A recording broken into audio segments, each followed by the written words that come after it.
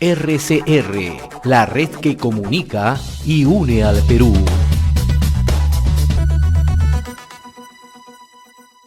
Vamos a tomar contacto y le agradezco la gentileza que siempre tiene con RCR, Red de Comunicación Regional, Manuel Bernales Alvarado, politólogo, consultor internacional, y a quien los saludo, ¿no? Felices fiestas patrias, pero es un momento de reflexión, sin lugar a dudas. Manolo, qué gusto saludarte, gracias por atender esta comunicación, ¿cómo estás? Gracias por la invitación. Reciban un fuerte abrazo, no como siempre, sino muy especialmente en este bicentenario de la República. Algunos hablan de bicentenario del Perú, pero es un bicentenario de la República, porque el Perú existe desde antes de la Declaración de la Independencia. Justamente la declaración es la ratificación de la voluntad general de los pueblos que subrayó el general San Martín. Estoy a tu disposición. Habíamos conversado hace un par de días para analizar el mensaje presidencial, ¿no? Pero tal ha sido la vorágine informativa y la situación de desconcierto que estamos mirando, ¿no?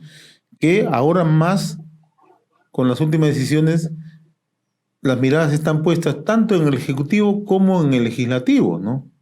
El tema de Asamblea Constituyente, correcto. La atención que merece la designación de Guido Bellido, ¿no? ¿Hacia dónde estamos yendo, Manuel? Es correcto.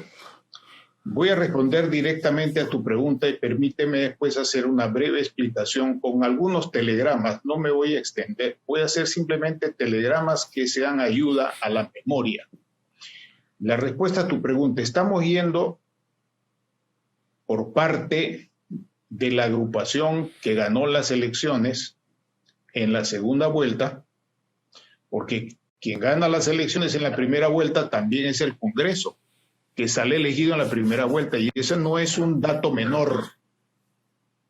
No es un dato menor y al cual se ha referido con mucha precisión, sobriedad y exactitud el abogado anterior, el doctor que entrevistaste Ernesto Álvarez, anteriormente. Ernesto Álvarez, que ha sido presidente del Tribunal Constitucional. Entonces vamos hacia lo que se ha declarado en la campaña, hacia el establecimiento de un nuevo tipo de régimen político, económico y social. 3 ejemplos. Por parte de quien ganó la segunda rueda y que ganó por apenas 40,000 votos. ¿A dónde vamos? A establecer una relación tipo regímenes estalinistas, leninistas. Eso está muy bien claro. Se ha dicho de una manera absolutamente clara. Lo que pasa es que se dijeron muchas otras cosas y como que la gente no lo percibe porque tampoco hay una educación política popular, una educación cívica como había antes cuando se enseñaba nociones básicas de economía política y derecho constitucional en las escuelas. Y hoy día eso no existe hace más de 30 años. Es la relación Estado propietario, dirigido por un partido, donde la relación Estado-partido es muy clara. El Estado tiene un gobierno, como se dijo en la campaña, el gobierno pasa, el partido queda, y se soporta el partido y el gobierno que el partido dirige en organizaciones de masas. Eso es lo que hoy día existe en los siguientes países: Corea del Norte, República Popular China, Vietnam, Cuba y de una manera envuelta en otra terminología en Venezuela. No hay por dónde perderse. Eso está así. Segundo, no es casual que en el discurso y en la propia campaña se haya insistido sobre estos temas. Y en el discurso hay varias cosas claves. Solamente quiero señalar 2, José. Una, cuando se dice vamos a fortalecer las organizaciones del pueblo, vamos a trasplantar el sistema de rondas, que es un sistema tradicional de organización y también de administración de justicia correctiva en un contexto demográfico, cultural y territorial muy distinto al de todo el país y vamos a implantarlo en Lima. Bueno, eso no es que las rondas van a gobernar el país, sino que las rondas van a ser dirigidas por el partido. Por otro lado, no se dijo una palabra sobre la relación internacional del Perú. Y hoy día tenemos a Héctor Béjar, una persona que yo respeto como ser humano, como persona, es un hombre educado, pero que tiene una convicción muy clara y que se evidencia no solamente en sus antiguos escritos, sino particularmente en algunos libros que ha publicado últimamente en San Marcos, en la Católica y también por su propia cuenta, en los libros en los cuales el tema central de la dictadura del partido está diluido con el tema de justicia social y política social. Si no recordamos estas cosas, vamos a quedar entrampados en algo que es muy cierto y que es a lo cual se ha referido básicamente la entrevista anterior. El uso de mecanismos legales, jurídicos y políticos, no solamente entre el Congreso y el Ejecutivo, sino también con el Tribunal Constitucional. Y yo añado a esto un último punto que tampoco nadie ha analizado, José. Desde el momento en que el presidente de la República queda juramentado, queda con 3 atribuciones, hasta 4 atribuciones fundamentales. Dicho de una manera sencilla, sin citar la Constitución. 1, manda, dirige, es el responsable de las relaciones exteriores a través de su canciller. Ahí no hay que, va a ir a mucha discusión con el gabinete, el Consejo de Ministros. Por supuesto que sí se conversa, pero él es el responsable de eso. 2, es el responsable de la seguridad del Estado. Es el jefe de las Fuerzas Armadas y de la Policía Nacional. En consecuencia, puede mandar sobre ella. Y ese es un poder gigantesco que no está sujeto a un voto de investidura.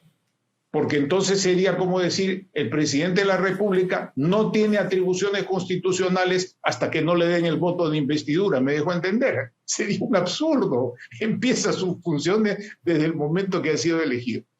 Y estos hechos me parece que son suficientemente claros y preocupantes y termino con esta reflexión, esta primera respuesta. Son suficientemente preocupantes. Primero, porque no ha ganado las elecciones un partido 70-30, 80-20. Ha ganado apenas por 40,000 votos y con una representación menor de 1/3 del total.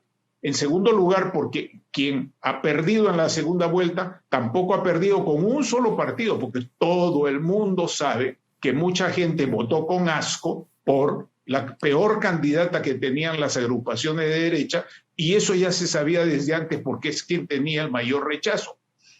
Y las derechas, te lo digo sinceramente, para mí son en parte los grandes responsables de esta situación porque fueron incapaces de unirse. Y lo están demostrando también en el Congreso. Son incapaces de unirse y en consecuencia están facilitando la polarización a la cual me parece evidente se está llevando a la sociedad peruana, y no solamente al Congreso como el Ejecutivo, sino a toda la sociedad peruana a través de todo lo que hemos visto en estos días. Ahora, Manuel. Y particularmente ayer y anoche. Manuel, tú acabas de señalar al inicio de esta conversación que estamos transitamos rumbo a un modelo estalinista, ¿no? Entre la relación Estado-partido político, ¿no? Pero, organizaciones de masas. Organizaciones de masas, ¿no? Y aquí viene la siguiente pregunta, ¿no?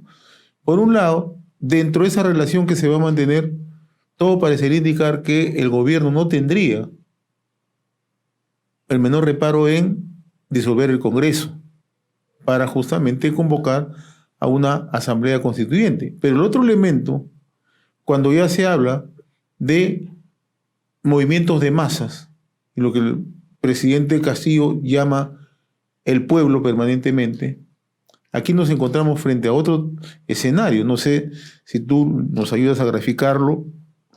¿Qué significa ello, no? Que vamos a tener un escenario convulsionado en el Perú, o sea, un sector que va a apoyar al gobierno de turno, a Pedro Castillo y otro sector, ¿no?, que en definitiva están en desacuerdo con estas medidas. Esos pueden ser los dos escenarios que podemos tener.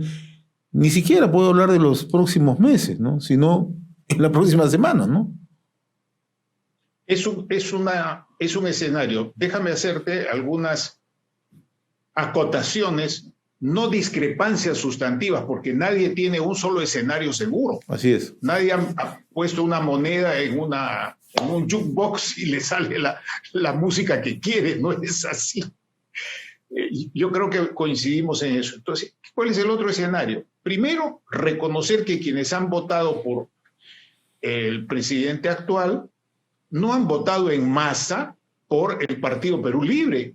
Hay una votación gigantesca en contra de la Fujimori. Eso es una evidencia, José. No me lo estoy inventando, lo saben ustedes como periodistas, lo sabe todo el mundo, lo saben las agencias de prensa extranjeras, lo saben los diplomáticos, lo saben los think tanks de política y economía, lo saben las agencias de crédito, las agencias que califican la economía, lo saben los agentes políticos, lo saben los espías, lo sabe todo el mundo. Pero los peruanos como que nos olvidamos de eso y actuamos como si fuera un bloque por un lado y otro bloque por otro lado. En el grupo que ha ganado la segunda vuelta no hay un bloque unificado y eso se ha evidenciado anoche. Si hubiese un bloque unificado, anoche no habría existido lo que hemos visto con mucha vergüenza y con mucha indignidad en este bicentenario de la República. A mí realmente me da vergüenza. Me parece increíble lo que ha ocurrido. Yo creo que ni a Vargas Llosa, ni al Gabo, ni a nadie se le hubiera ocurrido un escenario tan vergonzoso como el que hemos tenido anoche, sinceramente. En consecuencia, hay que esperar, sí. En esto subrayo mi coincidencia con lo que has recogido y transmitido hace un instante, y es lo siguiente. Los próximos días, también como lo ha expresado el profesor que antes de la anterior entrevista, siempre me olvido su nombre. Álvarez Miranda, Ernesto Álvarez Miranda. Álvarez Miranda, que me disculpe, por favor. Admiro su presentación. Son en los próximos 30 días que se va a jugar esto, son en los próximos 90 días, 100 días en que esto se va a jugar, efectivamente, pero ahí no va a acabar, porque el partido político sigue existiendo. Lo que se va a ver son las tensiones muy fuertes en los otros grupos pequeños que lo apoyan. Hay dos características de este gabinete incompleto juramentado anoche. Una, que hay una mayoría de abogados. No es casual. El tema político, como se ha analizado en la entrevista anterior, pasa por una serie de interpretaciones que no tienen una sola lectura, no hay una sola interpretación. ¿Por qué? Porque ha habido un uso politiquero del Tribunal Constitucional y también del Congreso y también del Ejecutivo. No nos olvidemos todo lo que se hizo para cerrar el Congreso, para tener otro presidente exprés durante pocos días y para tener un encargado de la presidencia que hasta el último día ha seguido decidiendo y dejando establecidos decretos supremos muy importantes por su peso y por su incidencia política en el país. En consecuencia, no hay un bloque. Vamos a ver qué pasa en el bloque de Castillo y qué pasa en los otros bloques. El propio entrevistado anterior y otras personas más con las que hemos estado conversando, yo al menos desde anoche, inclusive del extranjero, me preguntaban, ¿y qué va a hacer el Congreso? ¿Van a seguir polarizados entre ellos? ¿No van a ser capaces de dejar su soberbia grupal a un lado para buscar personas de consenso y de unidad? Esas son las cuestiones que hay que tener en cuenta. Y luego hay la evidencia, y esto es el palito que se está utilizando, existe la evidencia, esto no es una interpretación, de que hay ministros que tienen una posición absolutamente dogmática, claramente admirativa, admiran los regímenes estalinistas y leninistas. Y hay un último elemento. Este gabinete recoge representantes de 4 microgrupos, de 4 pequeños grupos políticos de las izquierdas. Recoge a 4 que han juramentado ayer. Y esto recuerda a la estrategia que han seguido estos partidos durante el siglo XX para gobernar. Y eso se llama y no dudaría yo que de repente se vuelve a usar esto, es una hipótesis solamente, el Frente Patriótico. El partido que manda, el partido que gobierna, el que interpreta las clases sociales, que interpreta el país y que quiere llevar el país hacia un destino socialista de ese tipo de socialismo autoritario, y que se junta con otros partidos. A eso se le ha llamado Frente Patriótico Nacional en todas las experiencias de este tipo, incluida América Latina. Y yo lo he vivido en el caso de Nicaragua, donde, dicho sea de paso, tuve una larguísima conversación caminando en la calle con Héctor Béjar cuando nos encontramos allá, y él regresaba de una gira personal que había hecho por Europa, muy impactado por el desarrollo del capitalismo. Esos son los hechos. No hay un bloque cerrado en un lado, no hay un bloque cerrado en este otro lado. Pueden haber cambios importantes, pero lo que no hay que perder de vista es que quien dirige un partido y está convencido de un partido tiene en el Perú y en muchos sitios un factor cultural, histórico y sociológico en su favor. ¿Sabes cuál es, José? El caudillismo. ¿Acaso no hay caudillismo en las derechas? ¿No hay caudillismo en la derecha? Los candidatos de las derechas han sido caudillos, no han sido estadistas. Y por el lado de esta izquierda que ha ganado, esta aglomeración, esta especie de avalancha electoral anti-Fujimori, que no tiene un programa en sí definido, porque ni lo han presentado siquiera durante la campaña electoral, incumpliendo normas electorales. Eso precisamente permite ir a estos temas que yo he señalado. Más allá de los discursos y de las declaraciones, ¿qué es lo que hay? Caudillismo, partido, organizaciones de masas, control de las relaciones exteriores, del Ministerio del Interior, de las Fuerzas Armadas y de los recursos materiales que tiene el Estado, del recurso financiero que tiene el Estado. ¿Acaso va a necesitar después para un decreto supremo o una resolución suprema o una resolución ministerial la aprobación del Congreso? Claro que no. Puede seguir 30, 90 días la discusión a la que se está refiriendo todo el mundo ahora, que si cierran el Congreso, que si no lo cierran, pero se va a seguir administrando el dinero, controlando la televisión del Estado y todos los recursos del Estado. ¿O no es así? Entonces, si no tenemos en cuenta estas cosas, nos quedamos entrampados en una interpretación jurídico-política que es válida, pero que tiene un contexto de un peso muy grande, José. Ahora, el papel de Vladimir Cerrón, ¿no? Siguiendo en esa misma lógica que tú estás analizando, ¿no? El papel del gobierno partido, ¿no? Y ya Vladimir Cerrón ya está actuando, si se quiere, como el principal asesor del gobierno, ¿no? El que toma las decisiones, ¿no? El que aconseja, ¿no? El que maneja, ¿no? Entonces, estamos frente también a un debilitamiento de la figura presidencial, pero a un posicionamiento del partido como tal, ¿no? Porque eso se deja entrever en las últimas 48 horas, ¿no? Perdona, José, yo entiendo el uso de tus términos porque eres muy respetuoso y tratas de que... Pero yo en este caso soy tu invitado y debo decirlo con claridad. No se entrevé, Pepe. Es una evidencia que salta y resalta. Y eso responde a un criterio muy sencillo. El partido manda, el partido permanece. Y aquí no se habla del secretario general del partido ni del comité central, pero porque todavía el caudillismo es más simple, es más sencillo. Es el caudillismo que viene de nuestras tradiciones culturales, no solo limeñas, tradiciones culturales del interior del país y que están también en otros países de América Latina desde hace años, José. En eso no hemos cambiado en 200 años, no solo de nuestro bicentenario. Recuerda que el bicentenario es también en México, Guatemala, El Salvador, Nicaragua, Honduras, tienen su bicentenario. Costa Rica, los países de América Central tienen el mismo bicentenario 1821. ¿Por qué se fraccionaron? por el caudillismo y otros factores, lógicamente. Y en el Perú, ¿por qué no nos unimos? ¿Qué es lo que recuerda Basadre? Por el caudillismo, entre otros factores también. Entonces, es una evidencia que detrás de una conducta de líder fuerte, bien empoderado, no que asesora, sino que manda, que dirige, que controla, que interviene, está el factor caudillismo y la aceptación de muchos peruanos, varones, mujeres, de todos los géneros, a ese caudillismo que existe. Y ese caudillismo se ha expresado a lo largo de toda la historia patria y se ha expresado también en esta campaña.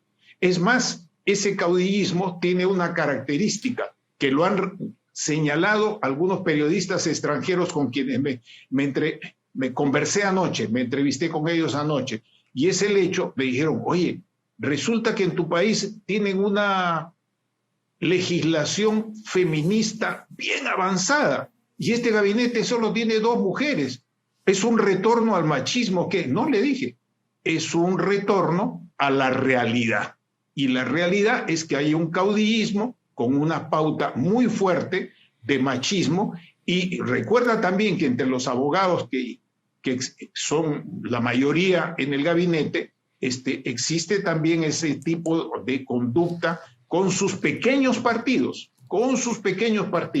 algunos de los cuales son partidos que tienen lo que se ha llamado izquierda liberal, y que han actuado en política desde antes de que se le llamara izquierda liberal, en el periodo desde el gobierno de Belaúnde, Velasco, incluso Alan García, etcétera. Esa es la situación. Hay que verla de esta otra manera. En síntesis, no veo solamente 2 bloques encontrados. También veo o quiero poner en evidencia algo que no se está diciendo mucho, y es que no hay un bloque cerrado en la derecha, tampoco hay un bloque cerrado entre los que han ganado, porque ya existen en las redes algunas manifestaciones de desacuerdo. Y el hecho de no designar un ministro de Justicia que tiene un papel importante, José, el ministro de Justicia, según la Constitución y la ley, es el asesor legal del gobierno. Es el asesor legal del gobierno. Y por eso es que, por tener esos malos asesores legales, es que se han cometido esos desastres en el periodo del quinquenio que ha terminado. Preocupante, sin lugar a dudas, mi estimado Manuel. Vamos a seguir conversando más adelante, analizando el contexto que estamos viviendo en el país, ¿no? Pero no hay un horizonte, en realidad, optimista, ¿no? Hay muchas dudas, muchos temores, muchos miedos, ¿no? Yo te agradezco, como siempre, Manuel, esta comunicación con RCR, Red de Comunicación Regional. Te va a seguir molestando a menudo como lo hacemos, ¿no? Para que nos ayudes un poco dentro de tu visión como politólogo y consultor internacional, qué es lo que se nos viene en el país. Muchas gracias, Manuel. Muy amable, como siempre.